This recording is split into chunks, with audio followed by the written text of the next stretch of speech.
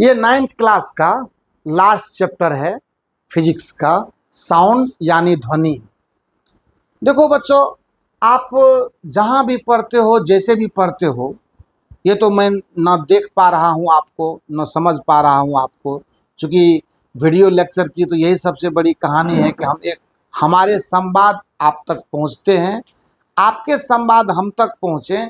इसके लिए आपको वीडियो को कंप्लीट देखना ज़रूरी होगा, और वीडियो को कंप्लीट देखने के बाद उसमें क्या कमी आपको लग रही है, कौन सा ऐसा सवाल आपके मन में आ रहा है जिसका जवाब आपको नहीं दिख रहा, तो कमेंट बॉक्स में लिखना होता है, और फिर उसको हम देख करके हम लोग उसको क्या करते हैं, सॉल्व करके आपके लिए नेक्स्ट वीडियो में लाते हैं।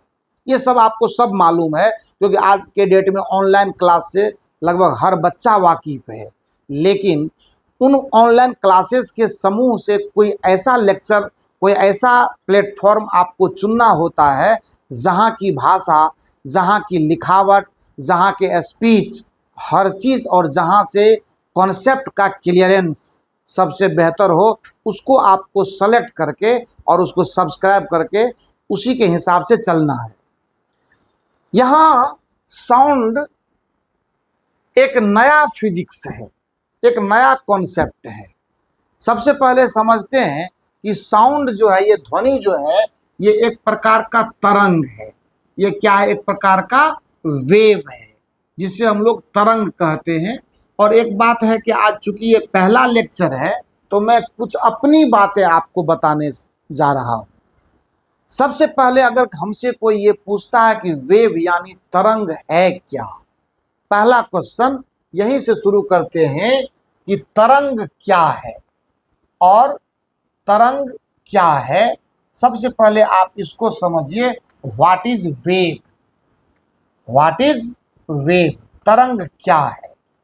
बहुत बढ़िया क्वेश्चन है, और आपको पहली बार एक अलग तरह का जो कॉन्सेप्ट है तरंग के विषय में, यानी वेव के विषय में, मैं आपको सिखाने जा रहा हूँ।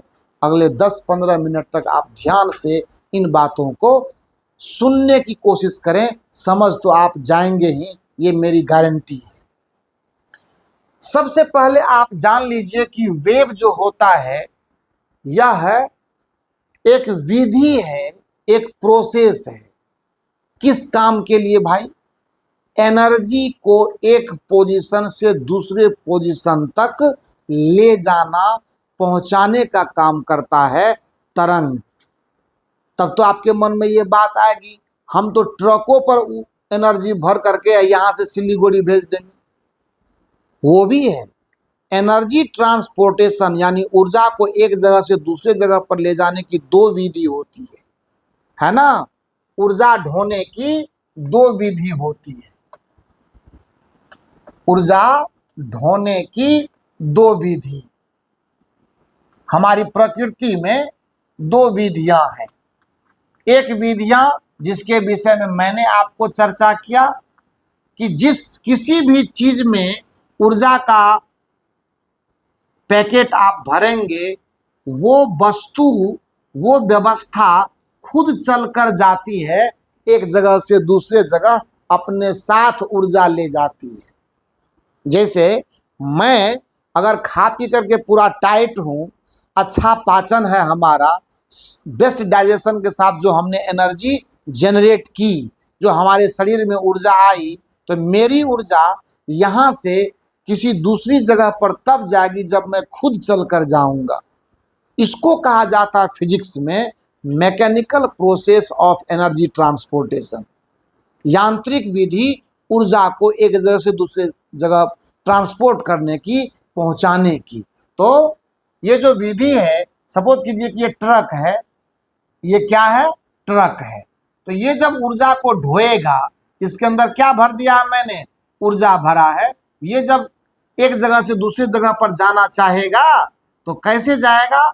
जब ये ट्रक खुद चलेगा, अपने अंदर ऊर्जा लेकर के चलेगा। इसको कहते हैं, अगर ट्रक से या किसी दूसरे ऐसे सवारी से, या किसी, आपको एक अंदाज में बता रहा हूं, तो ये है ए पोजीशन से अगर मान लेते किसी पोजीशन पर बी पर ये ट्रक गया, तो और ऊर्जा भी इसके साथ चली, और जब ऊर्जा चली तो ऊर्जा जो यहाँ से यहाँ पहुँची है, ये ए से बी पर गई है, तो जाहिर सी बात है कि ये जो प्रोसेस है ये कहलाता है मैकेनिकल प्रोसेस, यांत्रिक विधि, mechanical process of energy transportation, process of energy transportation, ऊर्जा को एक जगह से दूसरे जगह ले जाने की यांत्रिक विधि।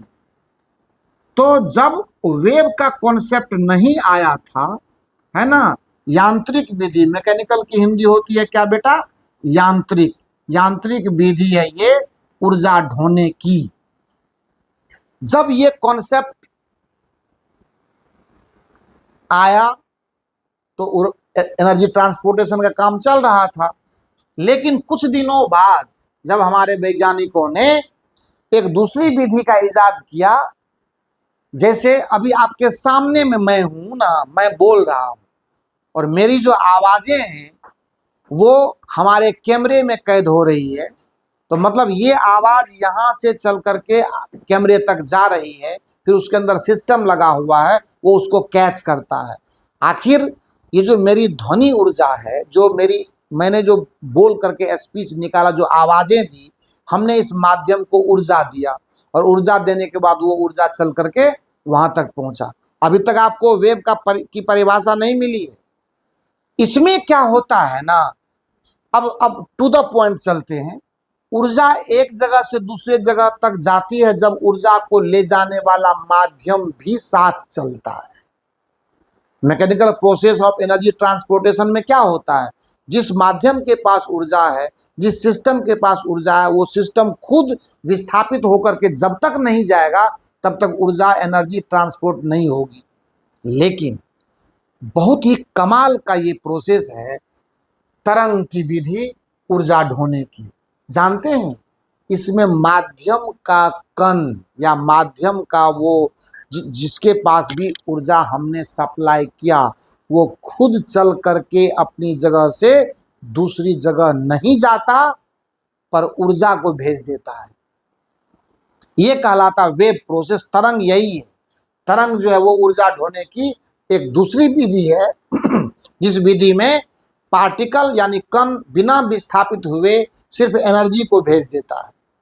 सो transportation of energy without actual displacement of medium particle, माध्यम के कण का बिना खुद विस्थापित हुए सिर्फ एनर्जी को ट्रांसपोर्ट कर देना, इसी को वेव यानी इसी को तरंग कहते हैं। और खास करके मैंने क्या बोला, ध्वनि तरंग ऊर्जा ढोने की दूसरी विधि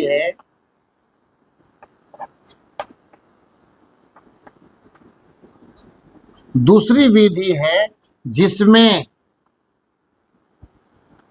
जिसमें माध्यम के कण, जिसको मैंने ऊर्जा दिया, जिसमें माध्यम के कण बिना विस्थापित हुए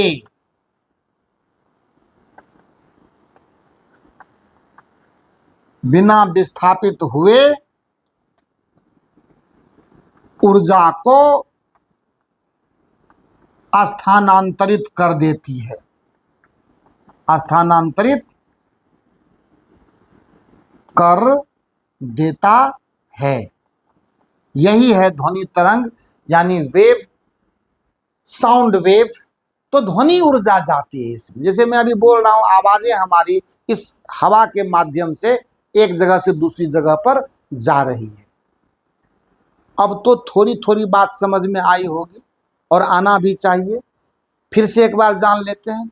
और mechanical process of energy transportation, जो ट्रक बस से आप ऊर्जा ट्रांसपोर्ट करते हैं या हम खुद ऊर्जा लेकर के जाते हैं तो ऊर्जा मेरे साथ चलती है। दूसरा, माध्यम के कण ऊर्जा को ट्रांसपोर्ट करने के लिए खुद चलकर नहीं जाते, सिर्फ विस्थापित करते हैं। किसको?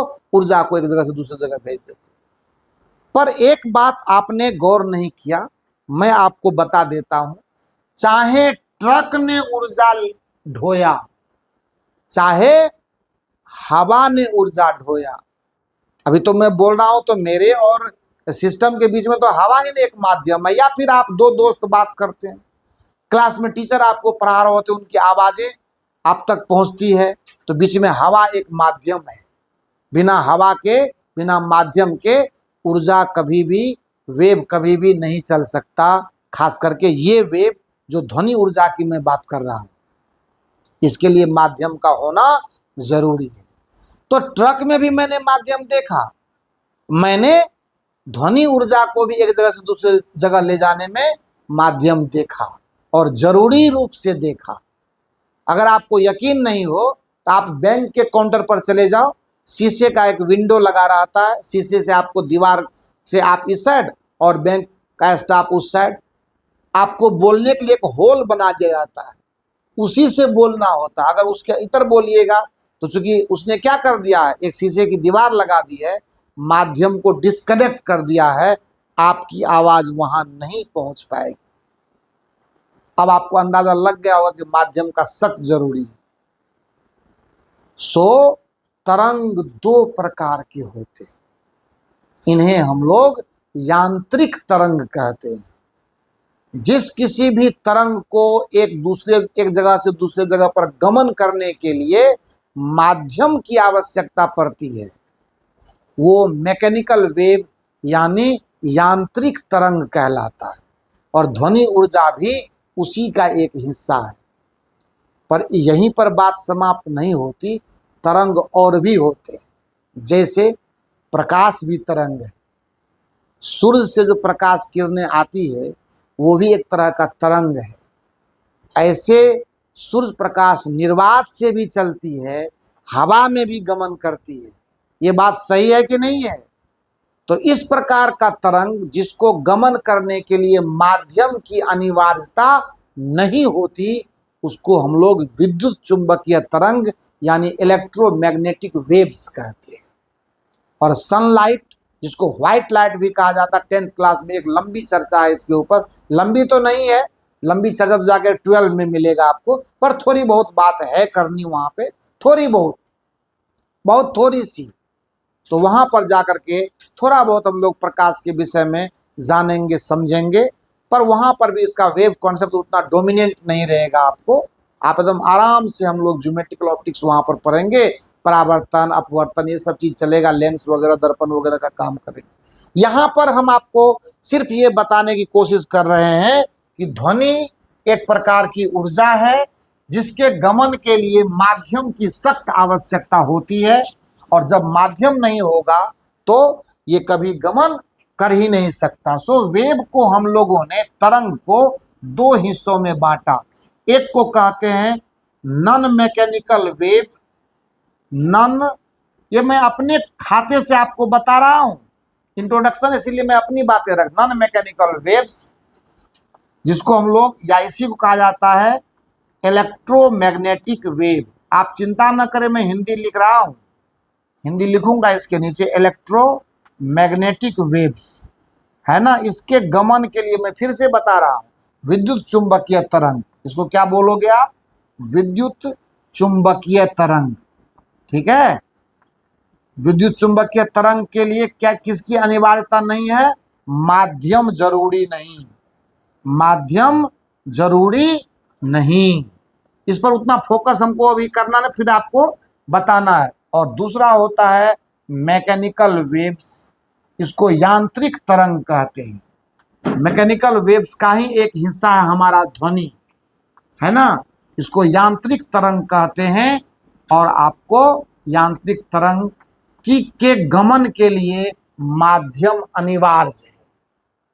इसके गमन के लिए माध्यम अनिवार्य है। इसके गमन के लिए क्या है? माध्यम अनिवार्य है। माध्यम नहीं होगा, ये आपको एक जगह से दूसरी जगह नहीं जाएगा। निर्वात में हम लोग आपस में बातें करके एक दूसरे को नहीं समझ सकते हैं। यांत्रिक तरंग है ध्वनि ऊर्जा। और अब देखिए, इस यांत्रिक तरंग के भी दो हिस्से हैं। बात चली है तो थोड़ी दूर तक जानी चाहिए। यांत्रिक तरंग दो तरह के होते हैं। एक को कहते हैं अनुप्रस्थ तरंग। अनुप्रस्थ तरंग पर भी थोड़ी बात हो ही जाएगी। और दूसरा है अनुदैर्ध्य तरंग। अब आते हैं हम लोग अपने जगह पर अनुदैर्ध्य तरंग। यही है आपका, अंग्रेजी में इसको कहते हैं ट्रांसवर्स वेव,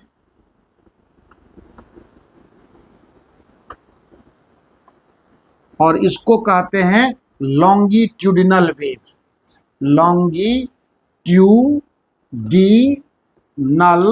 वेव। बस ये जो आपने लॉन्गिट्यूडिनल वेव देखा, यही है आपका ध्वनि, साउंड एनर्जी या साउंड वेव, है ना। ध्वनि तरंग जो है ये लॉन्गिट्यूडिनल यानी अनुदैर्ध्य तरंग है। बताएंगे आपको, अनुप्रस्थ के विषय में भी बताएंगे और आपको अनुदैर्ध्य के तरंग के भी विषय में बताएंगे। बहुत बेहतरीन चीज है समझने के लिए, बड़ा मजा आएगा आपको पढ़ने में। हारमोनियम बांसुरी सब बजा के दिखाएंगे आपको, ठीक है ना। तो उसके लिए चिंता करने की जरूरत नहीं है, समझने की जरूरत है कि किस तरह के भेदभाव हैं तरंग में। चूंकि चर्चा यहाँ पर है आपको साउंड वेव की, अनुप्रस्थ तरंग आप रस्सी में पैदा करते हैं।